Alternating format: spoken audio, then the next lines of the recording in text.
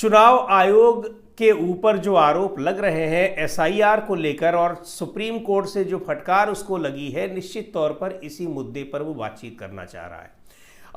आरोपों का अब वो जवाब देना चाह रहा है। आपको याद होगा कि ये सारे आरोप पहली बार नहीं लग रहे हैं, लगातार लग रहे हैं। महाराष्ट्र के विधानसभा चुनाव के समय, हरियाणा के, दिल्ली के सारे विधानसभा चुनाव के समय तमाम राजनीतिक पार्टियां अलग अलग मुलाकात की गई चुनाव आयोग से।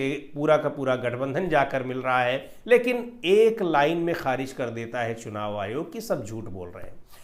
अब जब चुनाव आयोग के सामने बेंगलुरु सेंट्रल लोकसभा सीट का मामला है, महादेवपुरा विधानसभा सीट का, कि 1 लाख फर्जी वोटर्स वहां जोड़ दिए गए हैं और एक एक वोटर की पड़ताल वहां पर की गई है कि एक घर में ही कि 80-80, 100-100, 200 लोगों को वोटर बना दिया गया और कहीं उनका कोई अस्तित्व नहीं है।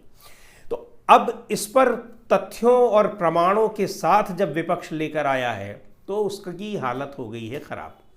कह रहा है, हालांकि जब ये राहुल गांधी ने जिस दिन ये प्रेजेंटेशन दिया था उसी दिन चुनाव आयोग ने कहा है आप हमको इसका शपथ पत्र देकर ये शिकायत दीजिए। राहुल गांधी ने कहा ये सारे तथ्य हैं और गलत हैं तो आप इनको बता दीजिए, ये एक एक चीज़ें सही हैं और हमने शपथ ले रखी है, संविधान की शपथ ले रखी है, उससे बड़ी कोई शपथ नहीं है, और संसद पार्लियामेंट मेंबर ऑफ पार्लियामेंट के पद की, तो हमें शपथ देने की ज़रूरत नहीं है शपथ पत्र, और जो कुछ भी कहा है हमने वो तथ्यों के आधार पर है। गलत हो तो आप साबित करिए, उसके बाद जो उसकी सज़ा हो आप दीजिए।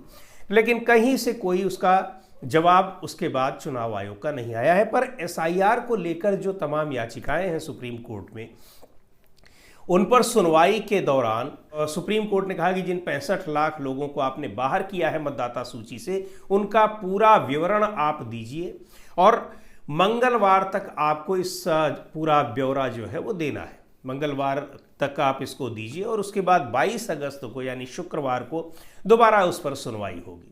चुनाव आयोग से पहले भी कहा था, जब ये बीच में याचिका दायर की गई एडीआर की तरफ से कि चुनाव आयोग से कि राजनीतिक दल मांग रहे हैं ब्यौरा लेकिन चुनाव आयोग नहीं दे रहा है, पर चुनाव आयोग को देना चाहिए, तभी सुप्रीम कोर्ट ने कहा था कि आप दीजिए और एक एफिडेविट उसके बारे में दायर कीजिए। एफिडेविट में चुनाव आयोग ने साफ तौर पर मना कर दिया। लेकिन जब दोबारा सुनवाई हुई तो सुप्रीम कोर्ट का सख्त रवैया रहा और कहा सुप्रीम कोर्ट ने कि पूरा ब्यौरा आपको देना पड़ेगा। देना ही नहीं पड़ेगा, बाकायदा चुनाव आयोग की वेबसाइट पर वो जारी करना पड़ेगा। इसके अलावा जिन ज़िलों में, जिन ब्लॉक्स में, जिन तहसीलों में आपने मतदाताओं के नाम काटे हैं, उनको आपको बताना पड़ेगा कि इनके नाम काटे हैं और किस वजह से नाम